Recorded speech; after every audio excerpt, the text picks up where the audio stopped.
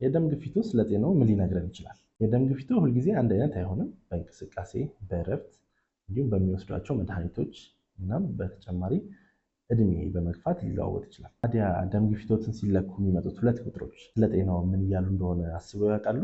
የላይኛው ቁጥር ሲስቶሊክ ሲባል ልባችን ደምን ወደ ሰውነት በሚረጭበት ጊዜ የደም ስራችን ላይ ያለውን የጫና መጠን የሚያሳይ ነው።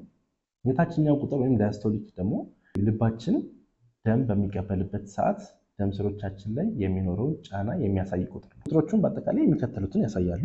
ትክክለኛና ጤናማ ከፍ ያለ አንደኛ ደረጃ ደም ግፊት፣ ሁለተኛ ደረጃ ደም ግፊት።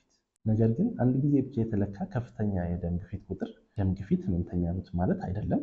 ስለዚህ አዘውትረው ደም ግፊቶትን እንዲለኩና ቢያንስ በዓመት አንድ ጊዜ ሙሉ የጤና ሕክምና ምርመራዎትን እንዲያደርጉ እንመክራለን። አጠቃላይ የጤና ምርመራዎትንም በማዕከላችን ማግኘት ይችላሉ።